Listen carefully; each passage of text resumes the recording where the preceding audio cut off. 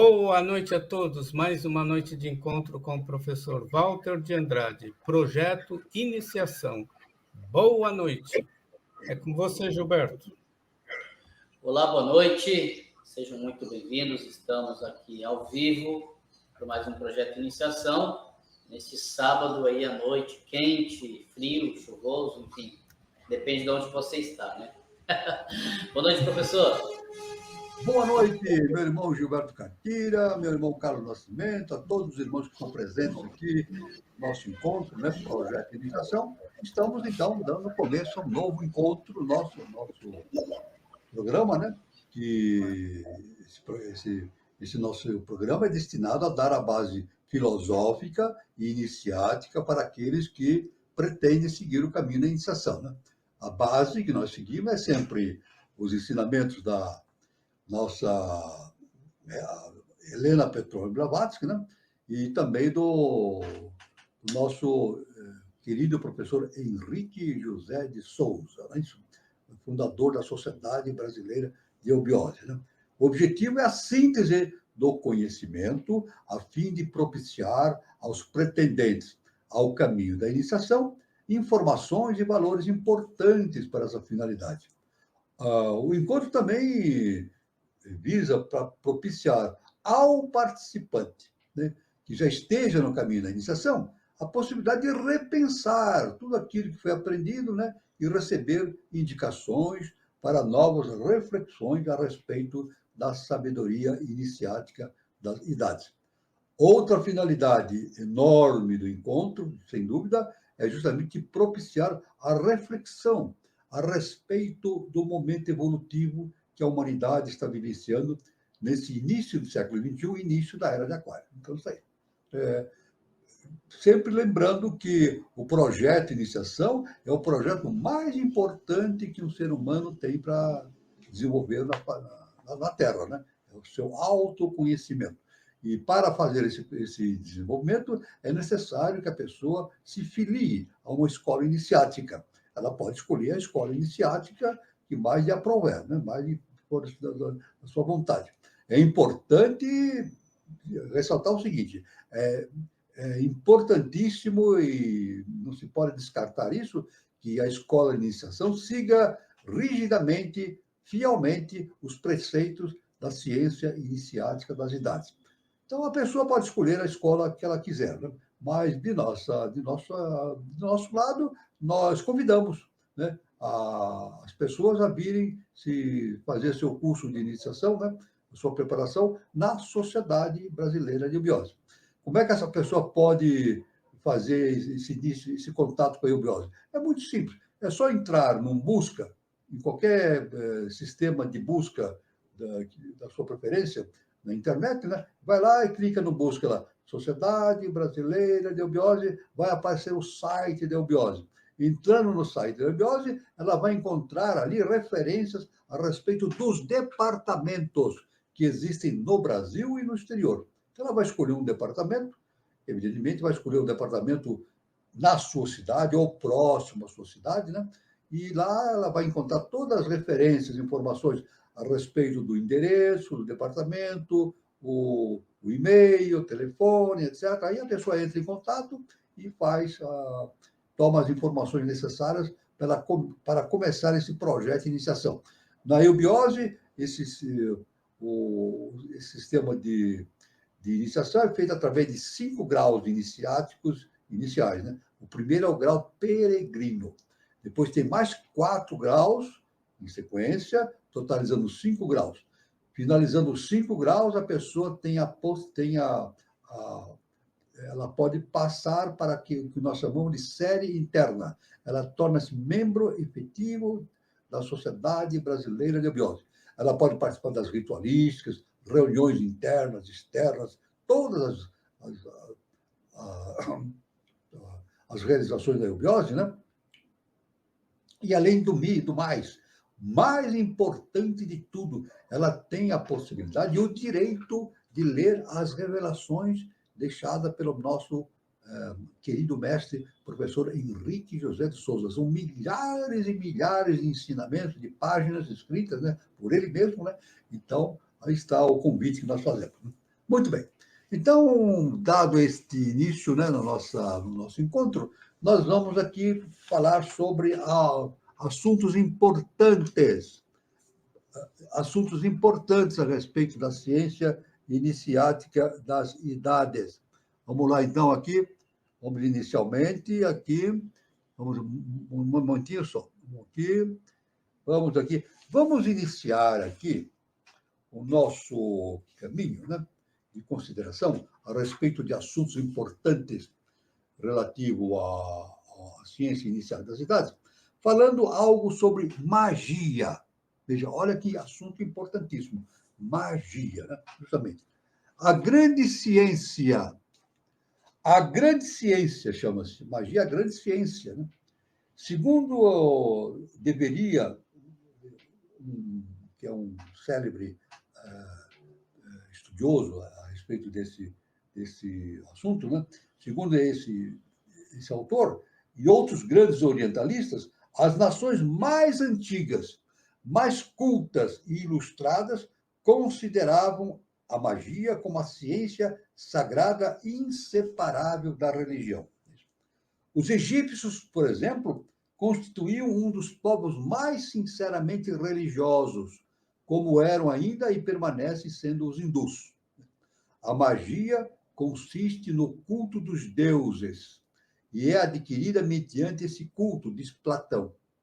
Como, pois, uma nação que, graças ao irrecusável testemunho de inscrições e papiros, havia acreditado firmemente em magia durante milhares de anos, podia ter sido induzida a um erro pelo espaço de tanto tempo?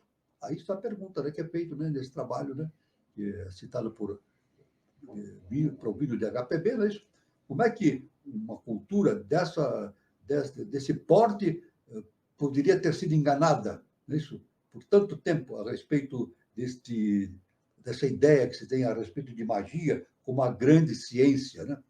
É provável que, geração após geração, uma hierarquia ilustrada e piedosa, muitos de cujos membros levaram uma vida de alto martírio, santidade e ascetismo, pudesse ter continuado enganando a si mesma e ao povo, ou sequer exclusivamente a este último, pelo gosto de perpetuar a crença em milagres? É a pergunta, né, que é feita, né? Afirma-se que os fanáticos são capazes de qualquer coisa para inculcar a crença em seu Deus e em seus ídolos. É incontestável, né? O fanatismo realmente, o fanático tenta inculcar na mente dos outros a toda força as suas ideias pervertidas, né? Contestaremos isso lembrando que, em tal caso, os brahmanes e os rejet amens, ou hierofantes egípcios, não teriam popularizado a crença no poder do homem mediante as práticas mágicas para dispor do serviço dos deuses. Perfeito? Isso é importante.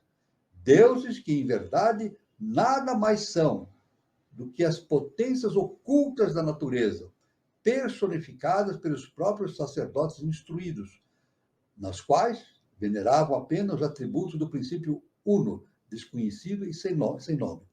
Então, aí está, as práticas mágicas, né, conforme este escrito, né, essa informação de HPB, essas práticas mágicas estão relacionadas com a unidade, a divindade, né? Então, elas são personificadas pelos próprios sacerdotes, né, naquele tempo, né, da Índia e do Egito, pelo fato deles serem instrumentos das hierarquias superiores, terem sido, né, instrumentos das hierarquias superiores nesse processo de difusão do conhecimento iniciático. Conforme expressa muito cessadamente um platônico chamado Próclo, um estudioso platônico chamado Próclo, ele fala da seguinte forma: quando os antigos consideraram que havia certa aliança e simpatia mútua entre as coisas naturais e as manifestadas, e entre as coisas manifestadas e os poderes ocultos, e descobriram que todas as coisas subsistem em tudo, fundaram desta mútua simpatia e similitude uma ciência sagrada. Veja que que importante, né? Significa, os antigos já perceberam a existência dessa ligação importantíssima, né? E inevitável, né? Entre o objetivo e um comando superior, justamente da divindade, né? Portanto, aplicaram para fins ocultos, tanto a natureza celestial como a terrestre, graças às quais, e por efeito de certa similitude, de semelhança, deduziram a existência de virtudes divinas nessa mansão inferior. A magia é a ciência de se comunicar com potências supremas e supramundanas, e as dirigir, bem como de exercer domínio sobre as esferas inferiores, é um conhecimento prático dos mistérios ocultos da natureza, conhecidos unicamente por alguns poucos, pelo fato de serem tão difíceis de aprender sem incorrer em pecados contra a natureza. Quer dizer, a magia, no sentido elevado, no sentido evolutivo, ela é praticada por seres que atingiram um determinado estado de consciência superior. Então, isso é muito importante. Estou dizendo a magia evolutiva, né? Então, é necessário que o indivíduo seja veículo da consciência superior para executar esses processos de magia no mundo objetivo, né?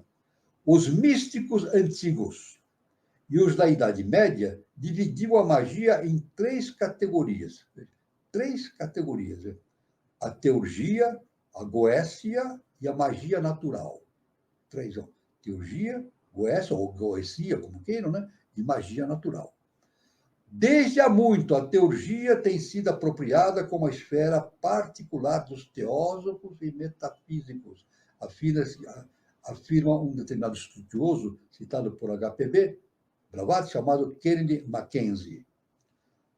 A goécia é a magia negra, e a magia natural ou branca elevou-se salutarmente com suas asas à elevada posição de um estudo exato e progressivo. Então, aí a gente já vê que existe a possibilidade de a existência de uma magia involutiva. Existe a possibilidade de existir a existência de uma magia involutiva. Isso é importante, né? Os comentários acrescidos por nosso pranteado e sábio irmão, que foi citado, né? Kennedy Mackenzie, são dignos de atenção. Os desejos materiais realistas dos tempos modernos contribuíram para desacreditar a magia e submeter ao ridículo. No mundo moderno, a magia deixou de ter aquela importância, não que ela deixou de ter importância, deixou de viver na mente das pessoas no sentido iniciático, no sentido do conhecimento superior, né? Então, os desejos materiais, né, então, realistas dos tempos modernos, contribuíram para desacreditar a magia, né?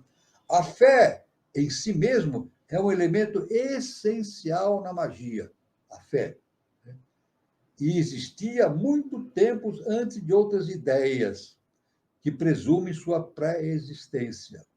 Afirmou-se que é preciso um sábio para fazer um louco, e as ideias de um homem devem ser exaltadas até quase a loucura. Isto é, as aptidões de seu cérebro devem ser aumentadas até um nível mais elevado que o baixo e miserável estado da civilização moderna, antes que se possa converter num verdadeiro mago, posto que ir à busca dessa ciência implica certo grau de isolamento e abnegação.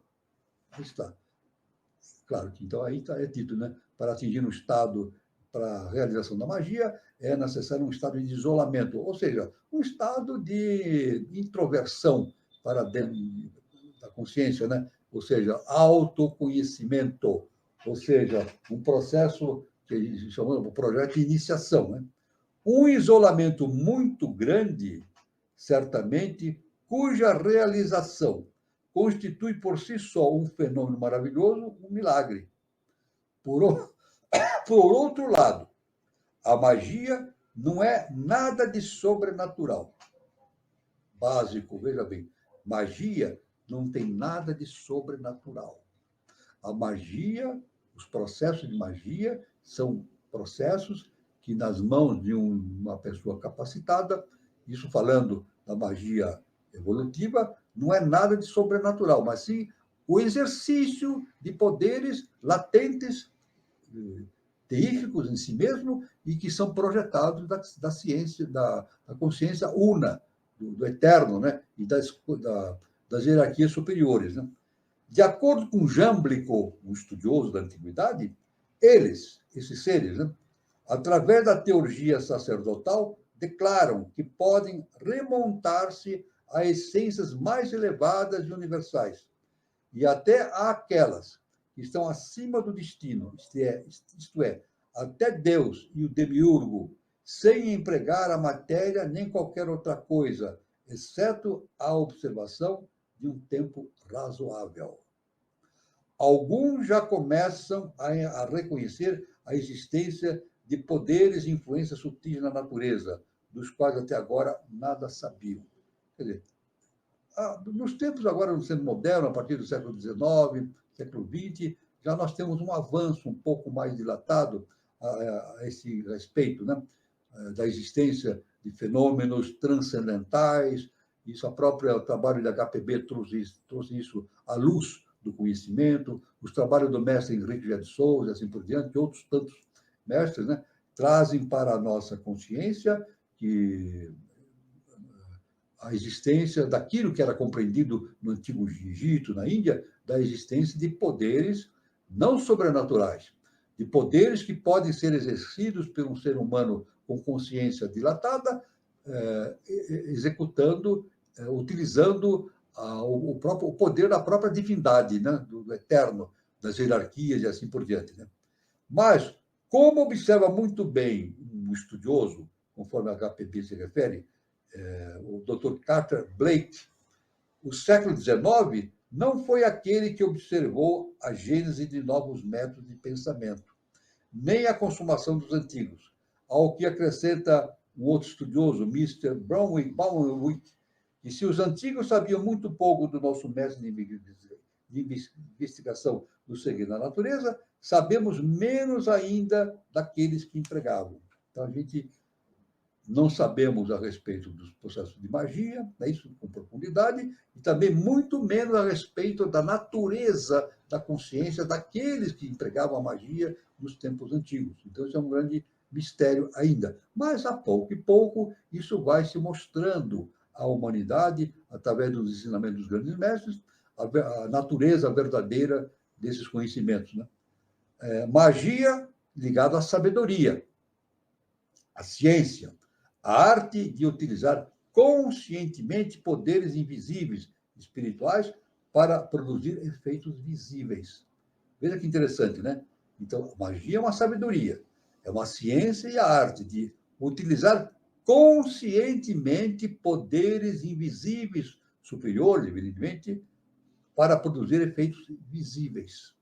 E é claro que, quando produz esses efeitos visíveis, isso é cognominado, é denominado por aqueles que não entendem o assunto como milagres. É isso? Milagre no sentido de quebra da lei. Né? O milagre, quem acredita em milagre acha que quem executa milagre, ele quebra, ele rompe com a lei, né? E faz algo que não está dentro da lei. Mas não é verdade, a magia está dentro da lei universal. Então, o milagre não existe. Os milagres não existem. Existe, sim, a atuação de seres que utilizam como veículos os poderes superiores no mundo objetivo. Né? A vontade, o amor, a imaginação são poderes mágicos que todos possuem. Olha só o que a KPP fala. Né? A vontade, o amor, a imaginação são poderes mágicos que todos possuem. E aquele que sabe o modo de os desenvolver e deles se servir de modo consciente é eficaz, é um mago. Então, veja bem que interessante, né? A magia passa por esse caminho, né? Justamente o amor, a vontade, a dedicação. Né? Quando se fala o amor universal. Né? Aquele que os emprega para bons fins pratica magia branca. E os que usam para fins egoístas ou maus é um magro negro. Eu costumo dizer magia evolutiva e magia involutiva. Então, a magia evolutiva é aquela que utiliza os métodos para o bem do próximo, da humanidade. E a magia involutiva é aquela que produz efeitos no mundo objetivo para justamente para destruir a humanidade, destruir a evolução, e com isso causa o mal para si mesmo, né? Aliás, a gente sabe, né? No dito popular, é conhecido assim que o feitiço vira-se contra o feiticeiro, né? Então, quem pratica magia de forma involutiva recebe isso de volta de forma kármica e passa por momentos bastante difíceis de serem superados, mas tem que ser assim. A lei do karma provê esse método para fazer a recuperação daqueles que inadvertidamente, de maneira ignorante, utilizam os meios, né, da magia para fins não humanísticos, não amorosos. A ação de servir de poderes invisíveis para fins reprováveis denomina-se necromancia, porque os elementais dos mortos são frequentemente utilizados como meio para transmitir as más influências. Então, a gente vê que essa magia dita involutiva normalmente utiliza também os poderes de seres que se encontram não encarnados, né, nos mundos subjetivos, e não só seres humanos, mas como também seres não humanos, que já perderam a sua humanidade, né, como os Kamarupas, né, para o desenvolvimento dessas atitudes não evolutivas, da magia não evolutiva. A feitiçaria não é magia. Veja bem, a feitiçaria não é magia. Encontra-se em relação a essa com as trevas, quanto à luz. A feitiçaria trata de forças da alma animal. A magia trata do poder supremo do espírito. Tudo bem? Essa é a diferença. A feitiçaria está ligado com as forças da parte animal do ser humano, né? A parte de terceira dimensão. Agora, a magia trata do poder supremo do espírito. Aí é o exercício da vontade, do poder, do amor, já acima, a partir da quinta dimensão. É o que nós estamos caminhando, né? Em direção da quinta dimensão. Então, confunde-se geralmente na mesma reprovação os magos e feiticeiros. É um erro. Então, não devemos misturar mago com feiticeiro. Feiticeiro é uma coisa, mago é outra. Feitiçaria é uma coisa, magia é outra, já como acabamos de afirmar. Acabamos de afirmar? Não. Isso baseado nos ensinamentos dados por Helena Petrovna Blavatsky, né? E o nosso mestre também fala nos seus ensinamentos a esse respeito também, né? O mago, cujas obras passam quase desapercebidas, dedica-se exclusivamente ao bem. Emprega judiciosamente as forças da natureza para o bem de todos. O feiticeiro, frequentemente um ambicioso e ignorante, tendo apenas conhecimentos grosseiros, desencadeia forças que desconhece e produz apenas o mal. Agora, esse mal que ele produz, isso reverte para ele, né? Então, no dito popular é dito, né, que o feitiço sempre vira contra o feiticeiro. É inevitável isso, é inevitável. Então, aqueles que se dedicam à feitiçaria têm que fazer o seu processo evolutivo através do autoconhecimento e libertar-se dessas limitações do ego e partir para um processo de elevação espiritual pelo processo da iniciação, né? Então, então existe a magia branca ou benéfica, né? Magia assim designada é a magia divina, a magia evolutiva, livre de egoísmo, de vontade, de poder, de ambição, de lucro, e que tende unicamente a fazer o bem ao mundo em geral e ao próximo em particular. O mais leve intento de utilizar os próprios poderes anormais para a satisfação pessoal faz de tais poderes feitiçaria ou magia involutiva, ou negra, eu costumo falar involutiva. É claro, aí, então, entra um processo muito importante nisso que nós falamos, da escolha da escola iniciática adequada. Um dos requisitos que a pessoa deve considerar é ver o que algo que se diz escola iniciática, propõe aos discípulos. Se uma dita escola iniciática propõe ao discípulo desenvolver poderes nele para realizar milagres e magia, etc., não é um bom caminho. Não é um caminho péssimo. Não é uma ciência iniciática. Não é uma escola que segue a ciência iniciática. Né? Então, uma escola que segue o conhecimento iniciático, ela não visa desenvolver poderes sobrenaturais no ser humano. Não é isso. Não é isso. Os poderes super-humanos se desenvolvem através da evolução da consciência. É isso? Aí sim, através da evolução da consciência. Com a evolução da consciência para um nível super-humano, aí sim desenvolve-se a possibilidade da execução da magia evolutiva, ligada com o poder supremo, com o eterno, com as consciências superiores, com as hierarquias superiores. Então, chama-se a magia evolutiva. Né? Então, aí existe a magia cerimonial também. Né? A magia, segundo os ritos cabalísticos, operava, como afirmavam os Rosa-Cruzes antigos e outros místicos, invocando os poderes espiritualmente mais elevados que o homem e exercendo império sobre os elementais, que são muito inferiores a ele na escala da existência. Aí está, exercendo poderes sobre os elementais. Então, quem tem o poder da magia, ele tem uma consciência superior, ele pode agir sobre os elementais e produzir transformações imediatas no seu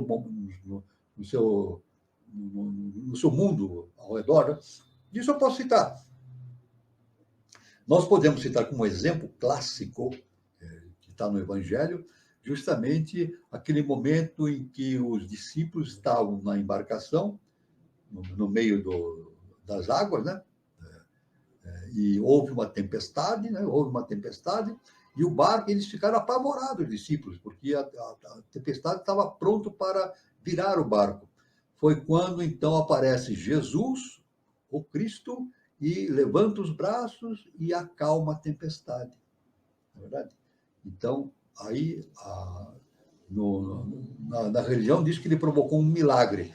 Mas não é um milagre. Né? Ele, como um ser superior, Yoshua Ben Pandira, ele agiu sobre os elementais.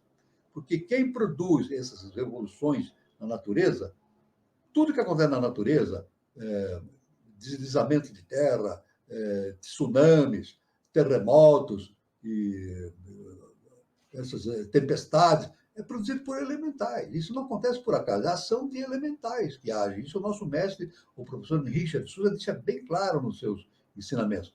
E o mago, o ser superior, aquele que atingiu uma consciência superior além da humana, ele consegue agir sobre os elementais. É isso? Apagando fogo, diminuindo tempestades, amainando as ondas e assim por diante. Isso é a ação do ser superior sobre os elementais. Né? Agora, existe a magia, a necromancia, né? A magia chamada negra, que eu chamo de magia involutiva. Né? Aí, então, relaciona-se com a evocação dos mortos e outros abusos egoísticos ou interessados de poderes anormais. Este abuso pode ser feito sem intenção, contido, mesmo assim, a magia involutiva, quando e sempre se produzir fenomenalmente algo objetivando a mera satisfação pessoal. Então, a magia executada para satisfazer interesses pessoais egoísticos é magia involutiva, que chamava-se magia negra. Mas, modernamente, deve-se falar, em termos mais objetivos, magia involutiva. E quem faz isso, paga o preço kármico por isso, né? Paga o preço kármico, né? Por exemplo, se alguém que produz essa magia emitir essas ondas negativas sobre o mestre, essas ondas batem no escudo que envolve o mestre e volta imediatamente com toda a força sobre o seu originador. Então, por isso que o povo diz que o feitiço vira contra a feiticeira. E é uma profunda verdade universal. O feitiço vira contra o feiticeiro. Não é verdade? Assim, da mesma forma, como amor, né? O amor, né? Quem ama o próximo, ele está desenvolvendo o amor dentro de si mesmo, ele está fazendo um bem para si mesmo, inicialmente, né? E quem odeia o próximo, tem atitudes de ódio sobre o seu semelhante, ele está destruindo a si mesmo. O ódio destrói, logo de início, quem odeia. Vamos repetir? O ódio destrói imediatamente quem odeia. O ódio vira-se contra aquele que odeia. Então, isso aí é muito importante, esse entendimento que nos induz a repensar o nosso comportamento, a nossa visão a respeito do universo e assim por diante. Né? É muito importante essa coisa. Né? Então, nós temos aqui...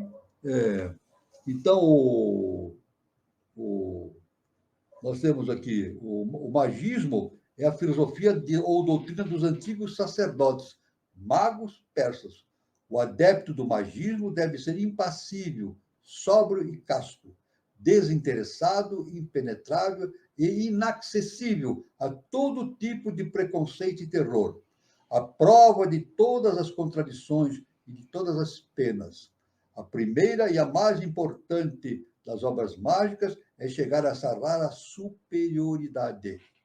Então, isso aí, para chegar a esse estado de magia superior, é necessário o autodesenvolvimento, autoconhecimento.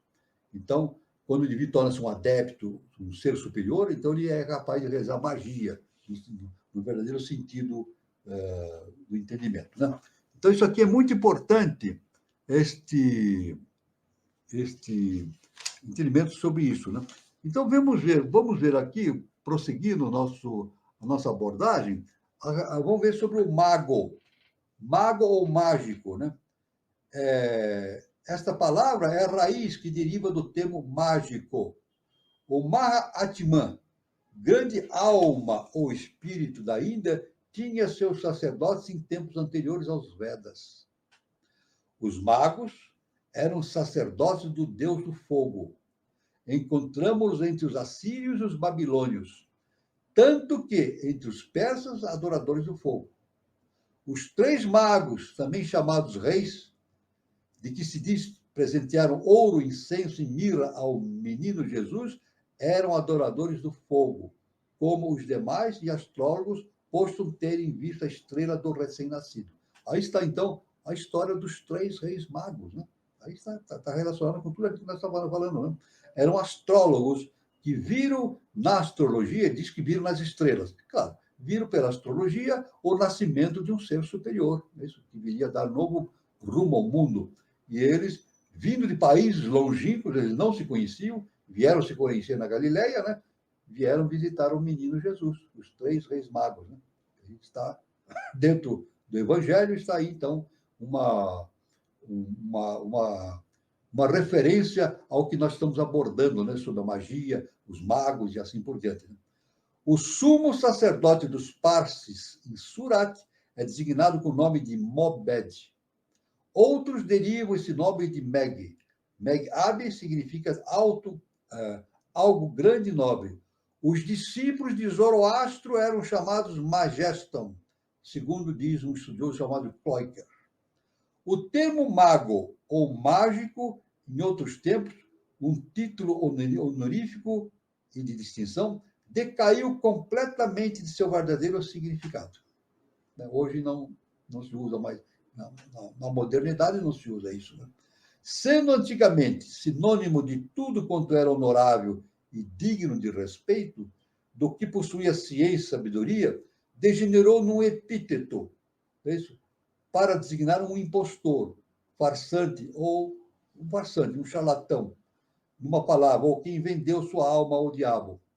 Então, aí, hoje, é incrível que o mago, ou aquele que faz magia, não é bem visto por aqueles que seguem, evidentemente, as religiões. Mas nós fazemos a distinção entre magia e feitiçaria, já dissemos isso é uma grande diferença. Né? Então, ele faz mau uso do seu saber e o emprega para fins reprovados e perigosos, segundo os ensinamentos do clero e uma massa de nécios supersticiosos que acreditam ser um mágico, um bruxo e um encantador. Então, existe uma grande mistura de entendimento na questão de magia, de bruxaria, encantador, etc. Isso somente pode ser entendido, essas diferenças existentes em essas denominações só pode ser entendido através daquele que está no caminho da iniciação. Se não estiver no caminho da iniciação, ele não vai entender isso. O importante, que eu sempre falo, né? Baseado no conhecimento iniciático, né? O importante é entender como as coisas funcionam. É isso. Entender como as coisas funcionam. E as coisas funcionam dessa maneira. Quando o indivíduo atinge um estado de consciência superior, ele tem a possibilidade de exercer a magia, tornar-se um mago, olha, ser veículo dos poderes superiores e agir sobre os elementais e fazer prodígios, que nós chamamos de milagres, mas não são milagres. Corresponde ao exercício dos poderes superiores no mundo objetivo, né? Então, tal palavra deriva de mag, ou mar, em sânscrito maha, que significa grande, e significa um homem muito versado na ciência esotérica, o mago, né? O mago é um homem muito versado na ciência esotérica. Mas os cristãos, segundo parece, esquecem que Moisés também era um mago. Moisés era um mago, e Daniel também. Príncipes dos magos, astrólogos, caldeus e adivinhos. Então, aí está, então. Veja, o próprio Moisés, conforme a ciência iniciática, ele era um mago, ele exercia magia também, né? É muito importante, então, esse entendimento, né? Magos é o nome dos antigos sacerdotes hereditários e adeptos instruídos na Pérsia e da Média, palavra que deriva de Maha, grande, que posteriormente se transformou em Mog, ou Mag, que em Pelve significa, na linguagem antiga, significa sacerdote. Porfírio, que é um estudioso da antiguidade, descreve-os como dizendo o seguinte: os homens instruídos que entre os persas dedicavam-se ao serviço da divindade são chamados magos. Informa-nos que entre os persas, os amantes da sabedoria são conhecidos pelo nome de magos. Os Zendiavesta divide-os em 3 graus. Uma escritura antiga, né? Zendiavesta divide em herberts, ou noviços, primeiro. Segundo, moebes, ou mestres. E o terceiro, destur mobedes, ou mestres perfeitos. Os caldeus tinham colégios parecidos, como também os egípcios, cujos hierofantes, os mestres daquele tempo, né?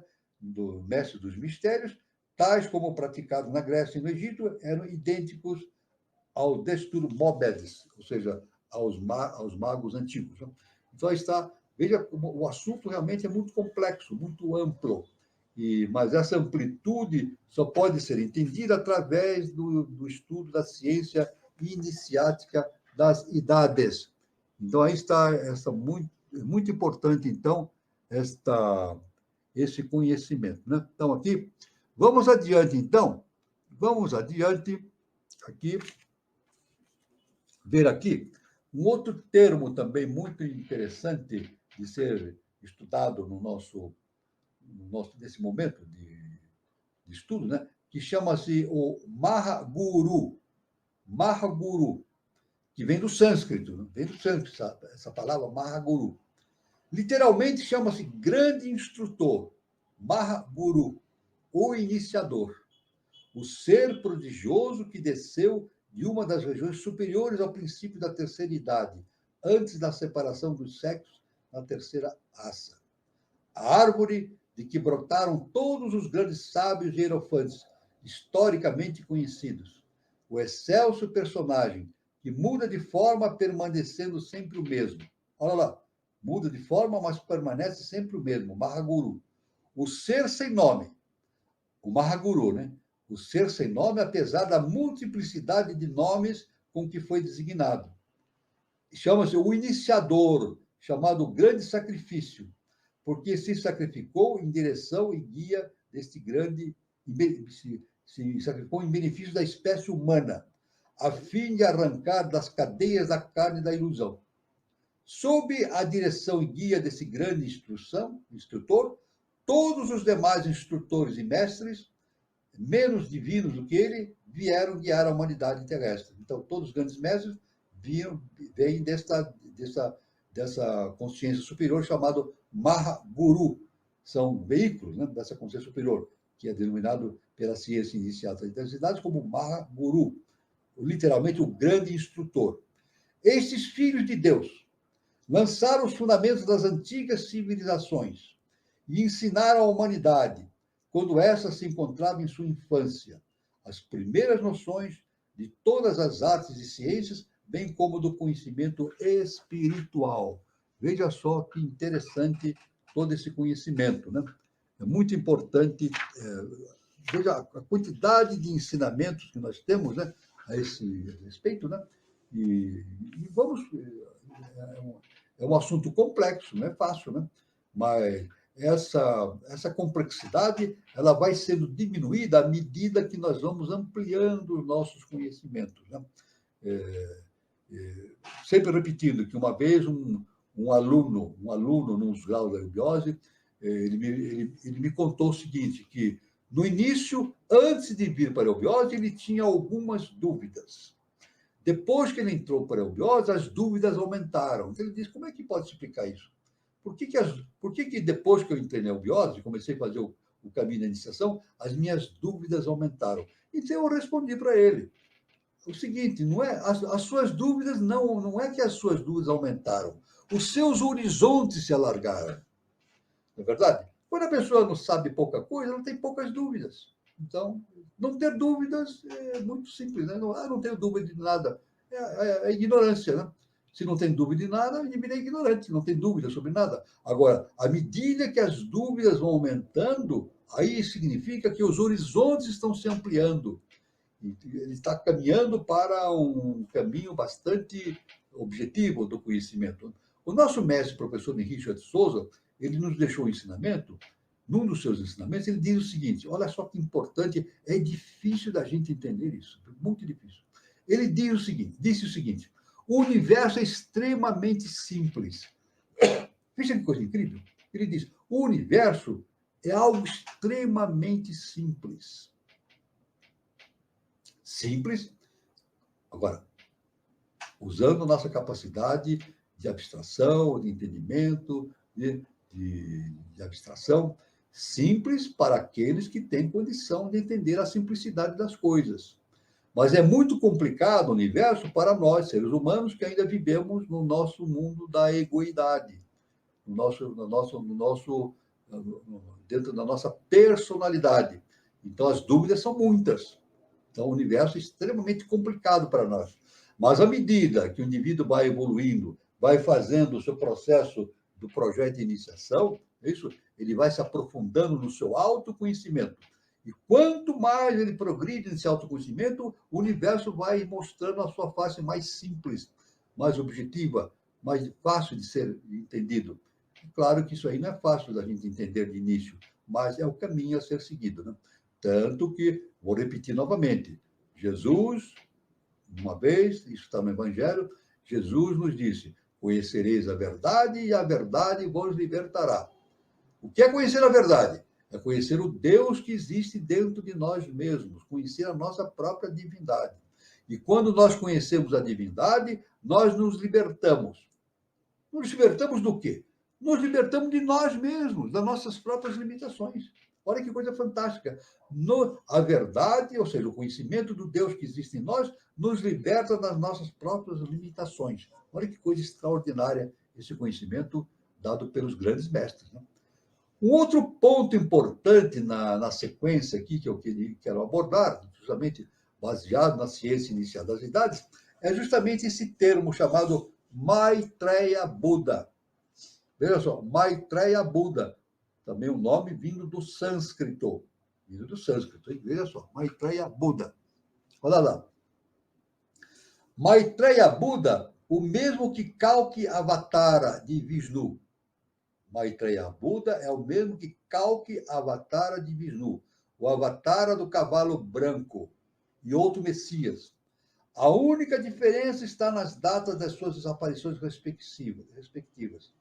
Assim, quando se espera que Vishnu apareça em seu cavalo branco no final da atual Kali Yuga, que é a Idade do Ferro, para extermínio final dos malvados, renovação da criação e restabelecimento da pureza, Maitreya é esperado antes. Tanto que o nosso mestre, o professor Henrique de Souza, diz que nós vivemos a época de Maitreya. É isso? Do Avatara Maitreya. Nós estamos vivendo nesse terceiro milênio. E ele determinou, nos ensinou, muito antes, ele foi embora deste mundo, do mundo objetivo, em 1963. Mas já muito antes de 1963, ele já dizia que Maitreya haveria a manifestação de Maitreya a partir do ano 2005, que caracterizaria o início da era de Maitreya. É o momento que nós estamos vivendo, né? Então, o ensinamento popular ou esotérico, diferenciando-se muito pouco da doutrina esotérica, afirma que Sakyamuni ou Gautama Buda visitou Maitreya em Tushita, uma mansão celeste. Então, o conhecimento antigo diz que Gautama Buda, o Sakyamuni, visitou Maitreya numa determinada mansão celestial e comissionou para sair dali, e ele, Maitreya, o comissionou para sair dali e dirigir a Terra como seu sucessor. Então, a ciência diz que Maitreya Buda recebeu essa incumbência de Maitreya para exercer um processo na humanidade em auxílio ao desenvolvimento da consciência humana em direção do seu esclarecimento, né? Da sua iluminação. Ao termo de 5.000 anos após sua morte de Buda, isso aconteceria, né? Depois de 5.000 anos após a sua morte de Buda. Para que isso ocorra, faltam menos de 3.000 anos. A filosofia esotérica ensina que o próprio Buda aparecerá durante a sétima subraça dessa ronda. Fato é que Maitreya é sequaz de Buda. É isso. Um Sérvio Arati, embora não seu discípulo direto, e que foi fundador de uma escola filosófica esotérica. Segundo declara Eitel, um estudioso, num dicionário sânscrito chinês, erigiram-se estátuas em sua honra numa época tão longínqua quanto 350 anos antes de Cristo. 350 anos de Cristo, então, esse autor dizia que na Índia já existiam estátuas erigidas referidas a Maitreya Buda. Maitreya é o nome secreto do quinto Buda e o calque avatara dos Brahmanes, o derradeiro Messias, que virá na culminação do grande ciclo. Na culminação do grande ciclo. Maitreya Buda.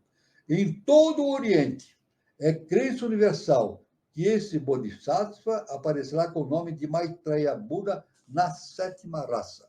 Isso aí, conforme a doutrina secreta, né? De Helena Turma Blavatsky. Então, mas Maitreya está aí. Agora a gente pergunta. Agora a gente faz uma pergunta. Como Maitreya Buda vai se manifestar?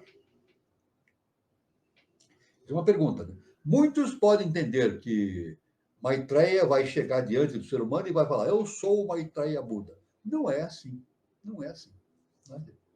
Como é que Maitreya Buda se manifesta na face da Terra? Maitreya Buda e todos os grandes instrutores, todas as potencialidades cósmicas manifestam através de nós. Então, qual é o nosso trabalho? É nos tornarmos veículos de Maitreya. Olha só que importante.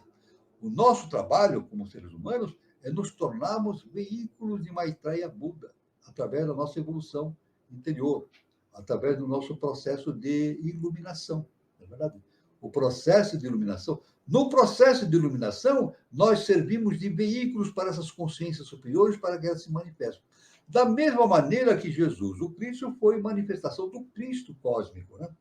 A gente não fala Jesus Cristo, a gente fala Jesus o Cristo, ou seja, Jesus o ungido. Jesus foi ungido. Sobre ele desceu a consciência do Cristo cósmico. E ele, na sua forma de se exprimir, no Evangelho, ele diz: eu e meu Pai somos um. Veja bem que interessante isso. Ele dizia: eu não faço as coisas por mim mesmo, é o Pai que faz por meu intermédio. Então ele diz, fica bem claro este ensinamento de Jesus: ele se declara um veículo do Pai Celestial, um veículo do Cristo cósmico. Ele não falava o Cristo cósmico, ele falava o Pai Celestial, né? Mas nós entendemos, através da iniciação, que quem se manifestava através dele, através de Yoshua Ben Pandira, que era um ser de enorme envergadura espiritual, descendente da casa de Davi, através de Yoshua Ben Pandira, que se manifestava justamente o Cristo cósmico. O Cristo cósmico. Então, isso é muito importante para esse entendimento. Veja bem a grandiosidade de todo esse entendimento, né? Todo esse entendimento maravilhoso, né? Então, aqui nós queremos aqui também fazer mais uma... Aqui, vamos ver aqui. Aqui, um momentinho só. Vamos fazer mais uma investigação aqui, justamente agora falando. Nós falamos sobre os mundos superiores, o mundo superiores e os mundos objetivos, né? E nós sabemos que no mundo superior existe o imanifestado, e nos mundos inferiores o manifestado. Aí existe, então, a denominação Maya.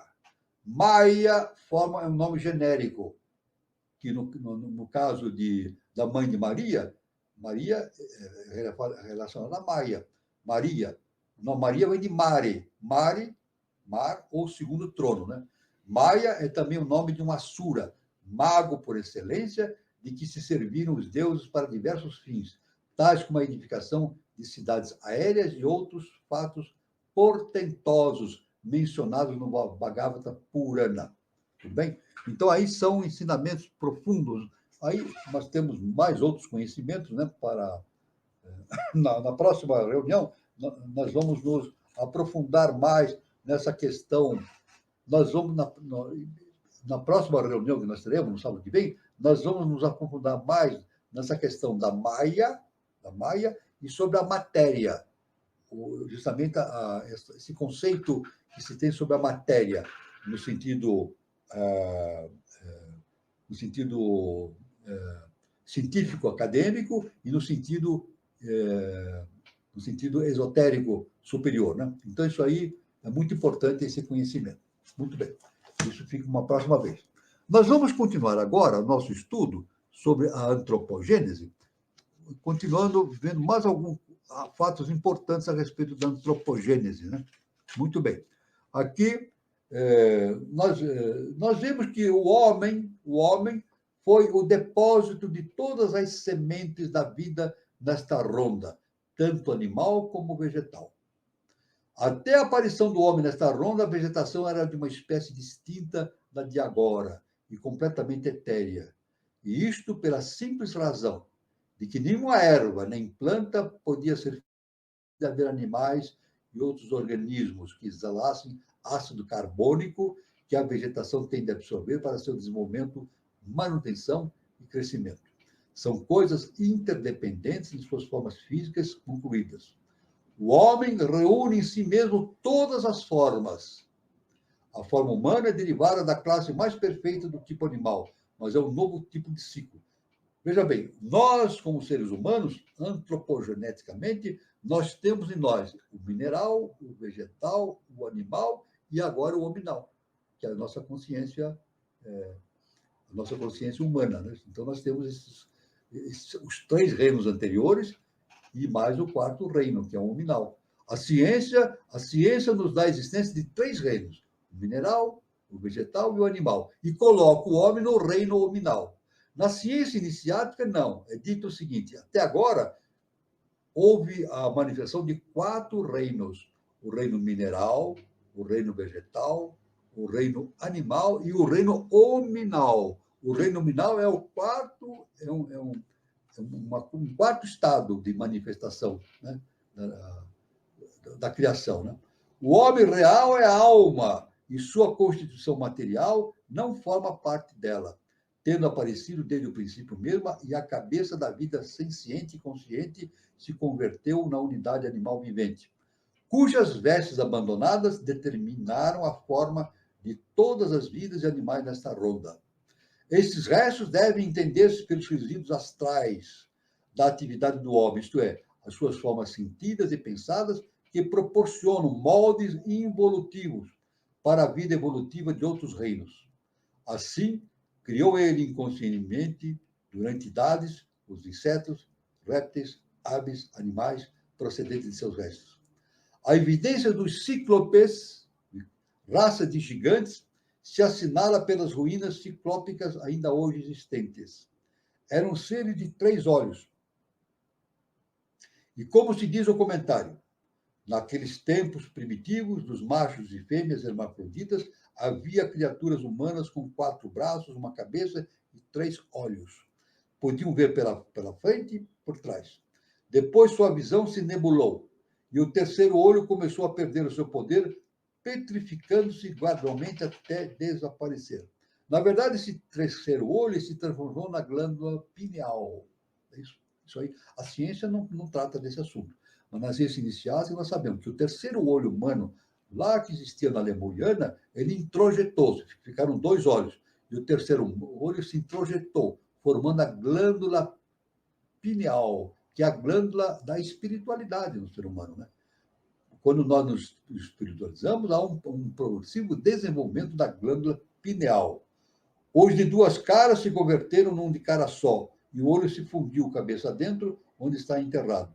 Durante a atividade do homem interno, o olho se dilata e incha. O arate o vê e sente, e assim regula a sua ação.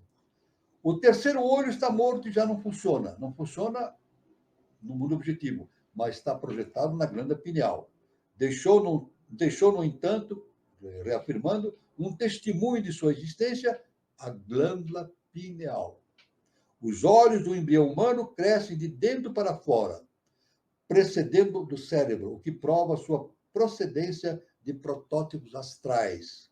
Estando a ação sexual extremamente relacionada por interação com a medula espinal e a matéria gris do cérebro, o grau de atividade na medula oblonga reage poderosamente sobre a glândula pineal, devido ao número de centros dessa região que governam a maioria das funções fisiológicas.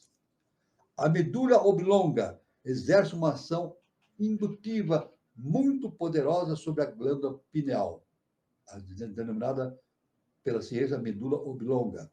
A alma está unida a todas as partes do corpo, mas está mais relacionada com a glândula pineal que com os sentidos fisiológicos do homem. No começo, todas as famílias viventes eram hermafroditas e de um só olho. Os 2 olhos frontais só se desenvolveram mais tarde. Então, primeiramente era um só olho, depois desenvolveram os 2 frontais. A primeira raça era espiritualmente no interior e etérea no exterior. Veja bem, a primeira raça era etérea. A segunda raça mãe, interiormente psíquico-espiritual e corporalmente etéreo-física. Era etéreo-física. A terceira, privada ainda de inteligência, que é a raça lemuriana, no começo era astrofísica, no corpo, e vivia uma vida interna, na qual o elemento psico-espiritual não era influenciado pelos sentidos, apenas nascentes. Então, a raça lemuriana, no início, também era hiperfísica, não tinha uma vida física ou objetiva densa, era hiperfísica. Os 2 olhos frontais, já existentes, olhavam sem ver o passado e o futuro. Porém, o terceiro olho abarcava a eternidade. O terceiro olho, que já existia, mas como potencialidade para a formação depois da glândula pineal. Atualmente, a quinta raça carece do elemento espiritual, substituído pelo intelectual. Já cruzamos o ponto médio do ajustamento perfeito entre o espírito e matéria, e o equilíbrio entre a inteligência cerebral e a percepção espiritual. Na quinta ronda, alcançaremos o desenvolvimento completo do Manas, como raio direto de Mahati universal, raio sem impedimento de matéria. Algumas de nossas sub-raças se encontram ainda no arco descendente de seus respectivos ciclos nacionais. O cérebro é o instrumento do homem espiritual. E no caso dos Atlantes, foi o princípio espiritual que pecou, gerando o karma da quinta raça. Então, aí nós podemos ver que, como diz aqui os ensinamentos da ciência, nós estamos passando para um quinto estado de consciência. E hoje, na internet, veja bem, não é por acaso que na internet agora fala-se muito na quinta dimensão. De uns 3 anos para cá, 2 anos para cá, os trabalhos na internet ficam repetindo que nós estamos caminhando para a quinta dimensão, porque o momento é chegado. Estamos na era de Maitreya, é isso? Do Avatara Maitreya. É o momento, justamente, da expansão da consciência para uma quinta dimensão. Isso é muito importante, esse momento em que a humanidade está vivendo. A passagem, terceira e quarta dimensão ficam para trás. Serão relegados para outros mundos primitivos. E aqueles que estiveram na quinta dimensão continuam o seu trabalho de expansão, justamente em direção de um novo estado de consciência, que o nosso mestre localiza já num estado bastante interessante, no ano 3005, quando ele dá como origem e surgimento da nova civilização. E o tempo em que ele diz que, nesse momento, os mundos internos farão uma comunicação direta com o mundo da superfície, né? Então, isso aí é muito importante, esse entendimento desse processo evolutivo pelo qual a humanidade está passando, né? Então, muito bem. Então, nós terminamos aqui, por enquanto, a sequência dessas abordagens, né? E é um assunto muito vasto, né? Muito vasto para ser entendido. Eu passo a palavra ao nosso irmão Carlos Nascimento para a gente dar continuidade ao nosso encontro. Muito bom, professor. Muita informação, algumas perguntas aqui, mas antes de eu passar para as perguntas, professor, é o seguinte, uma pessoa que tem domínio desse conhecimento, né, de poder estar praticando ser um mago, né, fazer essas magias, ele também precisa ter um domínio sobre as forças sutis da natureza? Veja, quando ele se torna um mago, ele torna-se, ele tem poder sobre as forças sutis da natureza. As forças da sutil natureza são não comandadas. Os veículos dessas forças são os elementais. Os elementais são os veículos que conduzem essas forças, essas energias superiores para a sua atuação no mundo físico objetivo, né? Então, é da história. Disse, né? Isso é um conhecimento antigo, que Francisco de Assis punha a mão no fogo e não queimava a mão. Isso aí é um conhecimento que... Quantas pessoas não falam isso? Está escrito em livros. São Francisco punha a mão no fogo e não queimava a mão. Por quê? Ele tinha ação sobre o elemental do fogo, que gera o poder destrutivo do fogo, né? Esse é um elemental que tem um nome específico, né? Então, ele tinha esse poder. E Jesus também tinha poder sobre os elementais, né? Sobre os elementais. Isso, todos os grandes mestres têm. Agora, é necessário que essa ação de magia esteja associada com o processo evolutivo do indivíduo rumo ao seu conhecimento superior. É muito importante isso, né? Se não acontecer isso, se ele começar a tentar desenvolver um processo de magia sem o autoconhecimento, ele vai desenvolver em si um processo de destruição de si mesmo. Porque esse processo que não é magia, é feitiçaria, ele vai usar em desfavor do seu semelhante, né? Então, isso traz a sua própria destruição, o seu próprio estacionamento evolutivo e a geração de um karma muito forte para ele resolver. Muito bom, professor. Gilberto, você tem alguma colocação? Boa noite, professor Carlos. Só dar um alô para o pessoal que está conectado, né? Chegou aí depois do início da nossa transmissão. Tem bastante gente aqui, bastante recadinho. Deixar o recado de sempre, né, pessoal? Então, quem ainda não é inscrito aí no canal, coloca aí faça a sua inscrição, por gentileza, né? Compartilha o conteúdo. Só lembrando, como sempre, né? A gente veicula aqui um conteúdo exclusivo. O professor ele sempre coloca aqui um conteúdo quase que autoral, com base aí nesses autores, né? Mas dentro da explicação, dentro do que é desenvolvido, ele tem alguma exclusividade. Então, é um conteúdo interessante. Então, manda aí para um colega, um amigo que você conheça, que tenha um interesse, que goste, né, desse tipo de informação. Deixa o like também, né?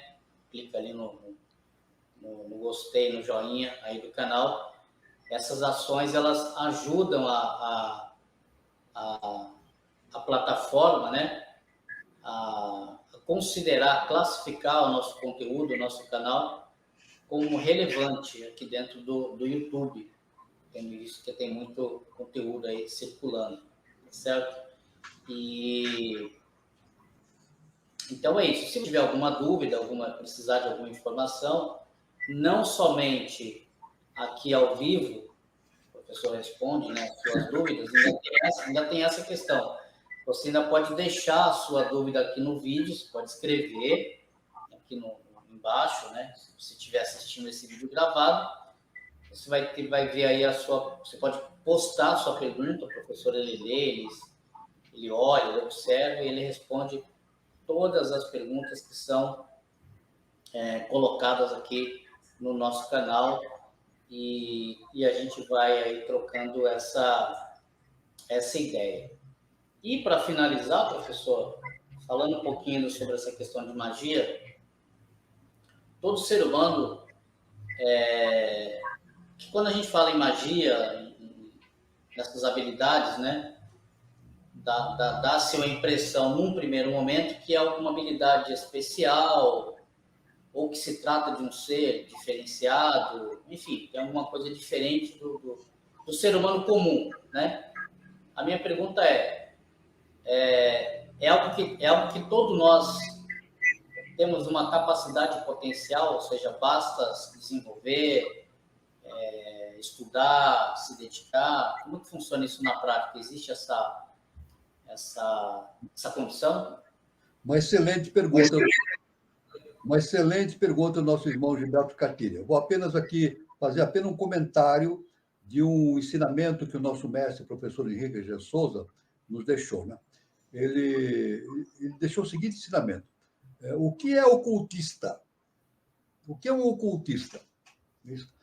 Normalmente, quando a gente fala ocultista, de maneira geral, aí na sociedade, né, eles vão entender que ocultista é aquele que pratica feitiçaria, né? Pratica feitiçaria. Esse é o entendimento. Né? Mas não é assim. Não é assim. O ocultista, na verdade, ele está, se não está a caminho de se tornar um mago. Então, o professor diz o seguinte: ocultista é aquele que vive o estado de consciência do futuro da sua raça. Isso é a definição que o nosso mestre, o professor Lívia Souza, dá sobre ocultista. Ocultista é aquele que vive o futuro da sua raça. É diferente do que as pessoas podem entender, que é um sujeito que fica fazendo feitiçaria, etc, etc. Não. Ele vive o futuro da sua raça. Por quê? Porque ele está, evidentemente, relacionado com essas ciências ocultas, né? A ciência inicial das idades. Ou está a caminho, ou já está, ou tornou-se um adepto. Eu entendo que o ocultista ainda não é um adepto, está a caminho do adeptado, né? Porque o adepto já não é um ser humano, né? Então, nosso mestre de ocultista é aquele que vive o futuro da sua raça. Aquele que vive o futuro da sua raça. Mas o indivíduo que se torna um adepto, ele já não faz parte mais da raça humana. Né? Ele é um ser super-humano. Né? Ele está ligado aqui ao segundo trono. Ao segundo trono. E tanto que o mestre nos diz que o processo de evolução do indivíduo, no seu desenvolvimento psíquico interno, está ligado com a mãe divina. Quanto mais essa aproximação com esse destino evolutivo para o adeptado, significa uma aproximação cada vez mais com a mãe divina, com o segundo trono, né? Que no catolicismo dá-se citado como a mãe de Jesus, Maria, né? A Maria Imaculada, né? Mas que dentro do conceito esotérico é designado como a mãe divina, o segundo trono. Então, todo ser humano, a tendência pelo processo evolutivo é tornar-se um ocultista, né? Tornar-se um mago. Isso, evidentemente, ele vai tornando-se.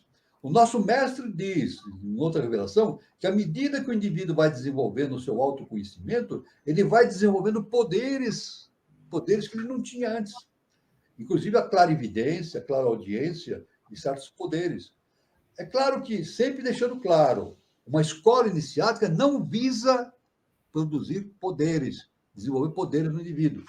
Não. A escola iniciática ela é objetiva dar elementos para a transformação do indivíduo, e a transformação do indivíduo torna o indivíduo portador da possibilidade de ser veículo das forças superiores na face da Terra. Então, ele torna-se um mago, né? Aquele que é veículo das forças superiores.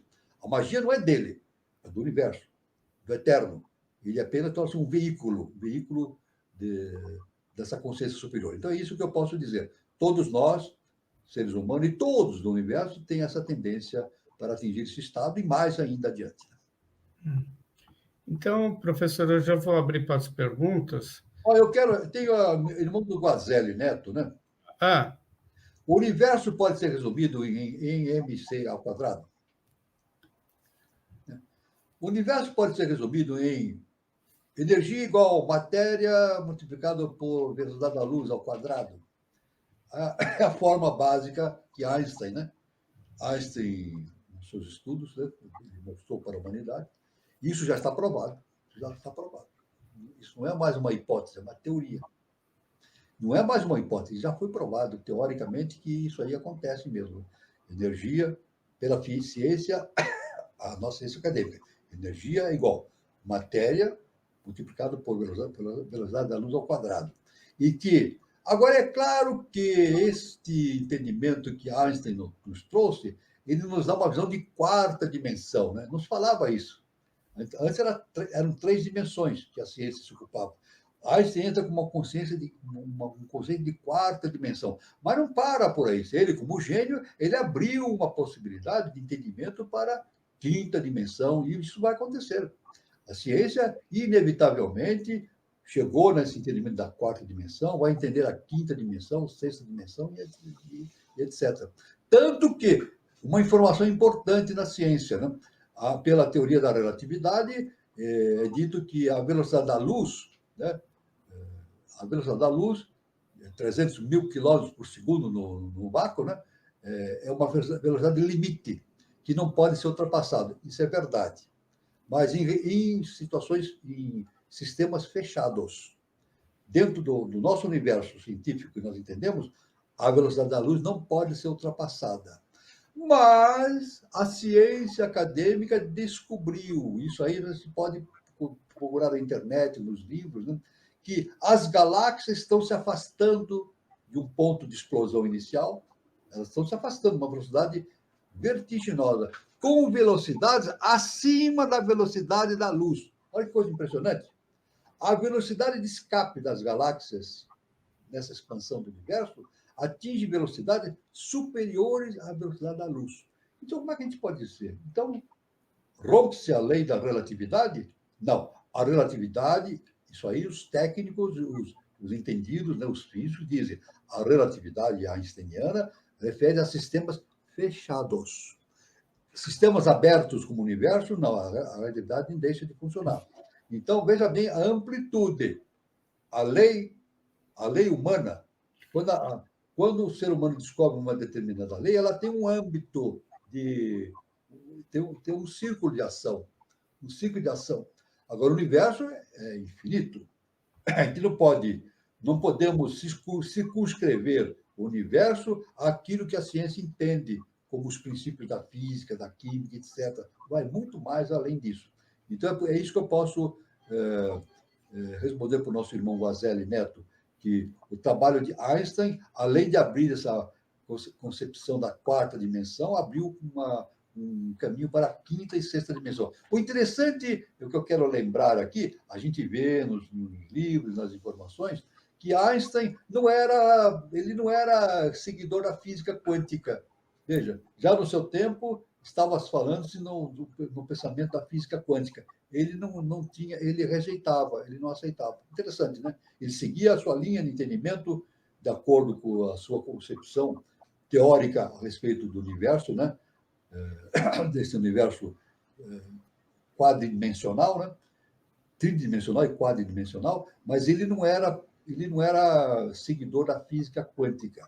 Mas é claro que hoje a física quântica está mostrando que Einstein, evidentemente, é um gênio, mas ele está limitado à sua esfera de ação, na verdade, assim como Newton.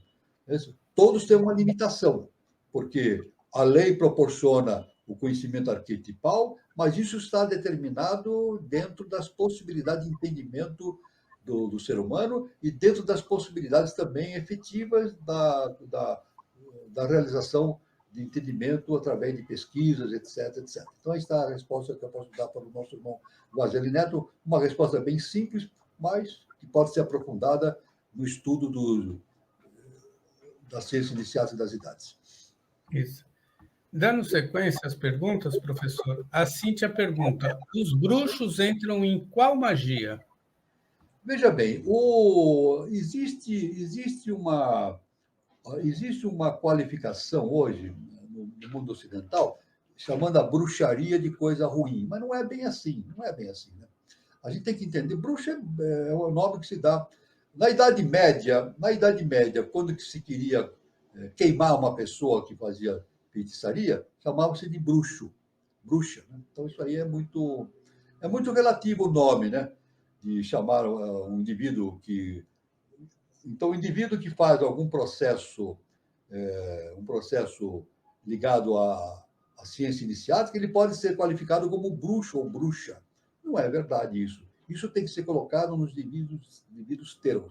Eu quero apenas citar um fato importante. Allan Kardec fez o seu trabalho e faleceu. E ela tinha a esposa dele era muito estudiosa a respeito do século XIX, né? Era muito estudiosa e foi um suporte muito grande para o desenvolvimento do espiritismo, deu um suporte muito grande para o seu marido, o Allan Kardec. Agora, sabe-se que depois que Allan Kardec morreu, ela foi chamada nos tribunais. Na França, ela foi chamada nos tribunais, porque acusaram a mulher de Kardec de bruxa. E ela teve que responder perante o tribunal por prática de bruxaria. Isso é um absurdo, né? Uma coisa absurda. Isso não cabe na cabeça de ninguém, na verdade.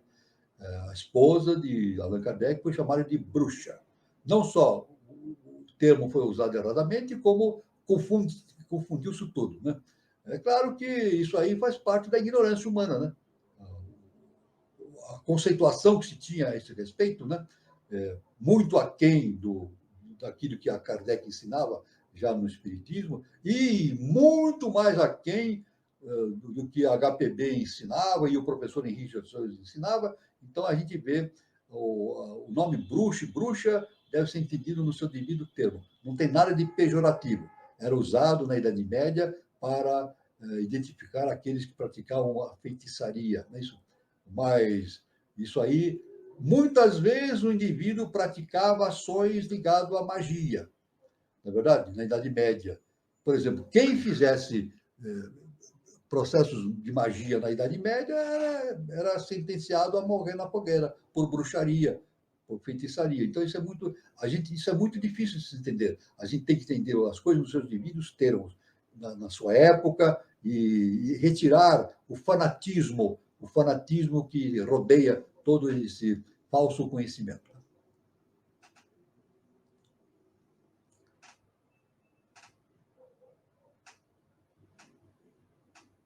Muito bom, professor. O Guazelli pergunta, mas o porquê das manifestações dos elementais? Seria uma manifestação para provar o nosso conhecimento?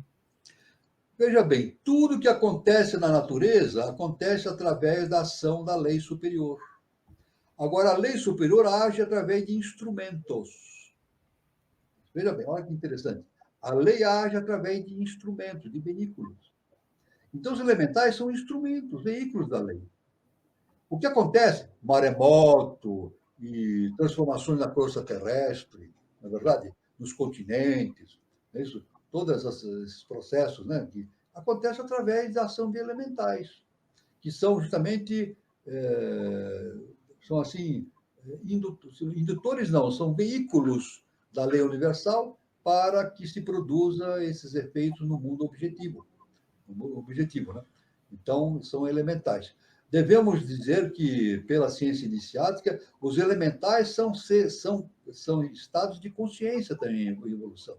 Os elementais é um estado ainda anterior ao mineral. O elemental ele vai evoluindo e vai se colocando depois na existência mineral, para depois entrar no vegetal, animal e assim por diante, né? Faz parte dessa correlação. E isso de acordo com a ciência iniciática das idades, na verdade. Tanto que nós viemos da Lua. Os elementais que existiam na Lua, na Terra, passaram para o estado mineral. Então, foi um degrau a mais, né? Um degrau a mais. Então, esse é o entendimento que se tem sobre os elementais. São ferramentas, são veículos da lei universal para produzir fenômenos de transformadores da Terra, etc. E a própria reencarnação humana, no feto, comandar os elementos que assessoram, que fazem a produção dos efeitos de lei do mundo da reencarnação são os elementais. Isso. No útero materno, os elementais agem desde o processo de fecundação, crescimento do feto, bebê, etc. Os elementais se agem, né? E tanto que os elementais também, a ciência iniciada nos livros, as crianças são cercadas por elementais. As crianças veem os elementais. As crianças, na sua pureza, elas enxergam os elementais. Então, quando uma criança está sozinha, lá um aninho e meio, falando sozinha, com certeza ela não está falando sozinha, ela está se comunicando com os elementais. Os elementais a protegem. Os elementais protegem o ser humano, os elementais protegem os animais, os vegetais, etc. São os veículos da consciência divina para a produção dos fenômenos reencarnatórios, desenvolvimento da fisiologia, tanto dos vegetais, animais, e a transformação da crosta terrestre, quando necessária para a evolução humana. Então, aí está esse conhecimento. O conhecimento sobre os elementais é vastíssimo. É um conhecimento vastíssimo para ser estudado. Muito bom, professor. Eu vou aproveitar, eu vou passar os recados aqui que eu tenho. Depois o senhor vai dando uma olhada aí nas perguntas, professor. Eu queria falar sobre a nossa próxima roda de conversa. Aqui no canal Conexão 3005, toda terça-feira nós temos a nossa roda de conversa. E terça-feira, agora, dia 3 de outubro de 2023, terça-feira, sempre no mesmo horário, às 20h40, a nossa roda de conversa terá como tema a terapia na era da inteligência artificial, da IA, né? A terapia na era do IA, inteligência artificial. Então, o palestrante será o Eduardo Cassarotto, ele é psicanalista, autor de A Revolução das Virtudes e idealizador do projeto Terapeuta do Bem. Tá? Ele falará sobre inteligência artificial sem ética e o caminho para o fim da humanidade em razão da falta de evolução pessoal. A psicanálise das virtudes aponta para um caminho de harmonia entre ciência e espiritualidade, trabalhando com a evolução da consciência para a construção do novo ciclo sem dogmas e pelo autoconhecimento.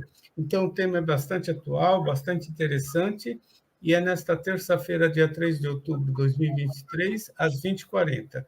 Os mediadores serão Daniela Troncoso e Leonardo Almeida. Prestigie e aproveitem, né, a nossa roda de conversa. Eu também queria falar sobre o Espaço Shakti Nova Era. Então, o Espaço Shakti Nova Era é um centro de terapias holísticas, tem a sua matriz lá na cidade de São Lourenço, sul de Minas. Então, quem estiver passando por São Lourenço pode fazer uma visita no endereço aí que está aí, para a Helena Jefferson de Souza, 38, anexo 1, São Lourenço, Minas Gerais. Para mais informações, via telefone ou WhatsApp, o prefixo de São Lourenço é 35, o telefone é 99756-6874. E aí também tem o endereço no Instagram. Shakti Nova Era. Então, quem estiver passando por São Lourenço, prestigie. E também nós temos 2 unidades, né? Em Brasília, Departamento da Eubiose, e Santana, Departamento da Eubiose. E eu queria também falar sobre uma peça de teatro, né? O grupo de teatro de Santana, né, vai fazer uma peça no dia 15 de outubro de 2023, às 18 horas, no Teatro Paiol Cultural, Rua Amaral Gurgel, 164, e o tema é sobre Gaia, a viagem ao Sol. Então, é um tema místico, né, sobre as sacerdotisas, né, incas, né, ali no Peru, Machu Picchu. Então, uma escolha até onde você poderá ir, né, onde você iria por amor. Então, o valor é R$ 40, não é um preço muito alto, quem puder, participe.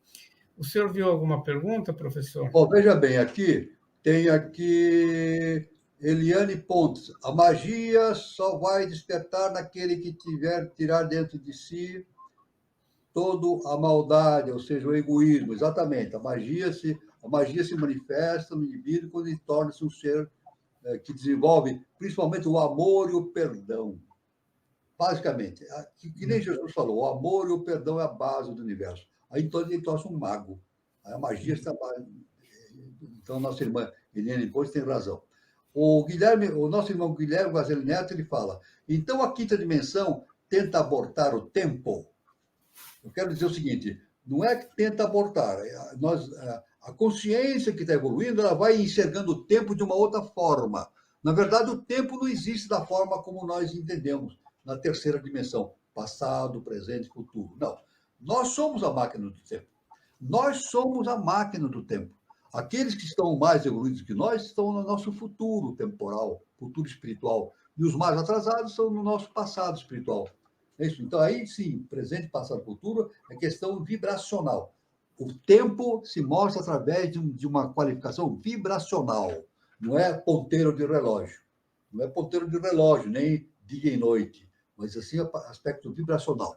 A última pergunta que eu quero ler aqui é que o nosso irmão Guazelli falou o seguinte, nem me atrevo a ler HPB. Nem me atrevo a ler HPB.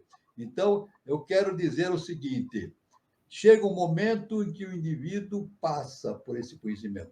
Em 1 minuto eu vou contar o que aconteceu comigo.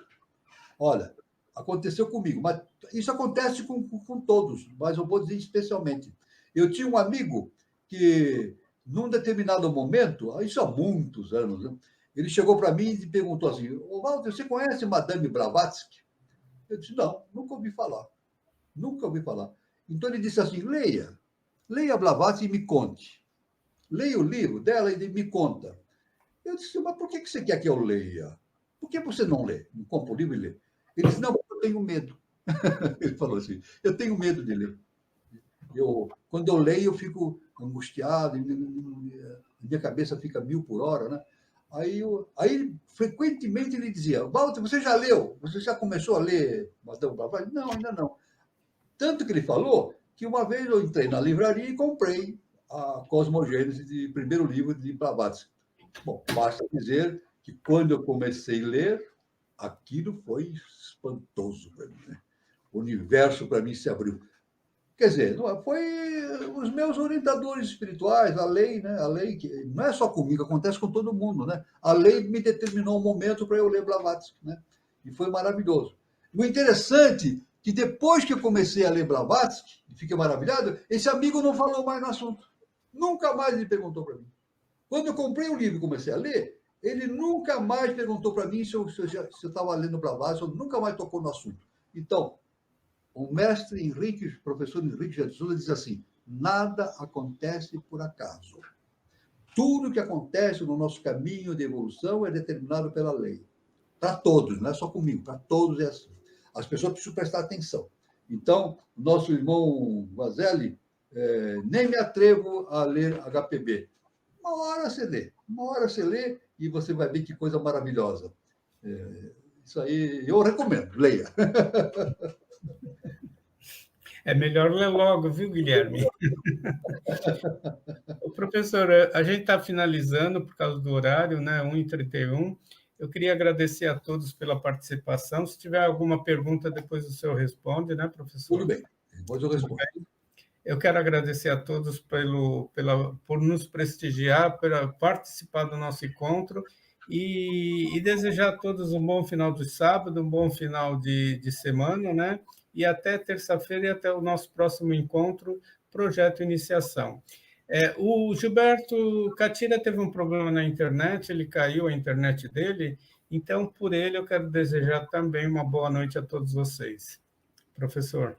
Muito obrigado ao nosso irmão Gilberto Catira, nosso irmão Carlos Nascimento, a todos os irmãos que estiveram presentes aqui. Muito obrigado pela honra que nos deram, pela sua presença e perguntas, etc. Né? E até terça-feira que vem, né? Que deve ter uma reunião terça-feira, né? No canal Conexão 3005. Até sábado que vem. E, como eu sempre digo, luz, paz e amor para todos. Fiquem todos com Deus.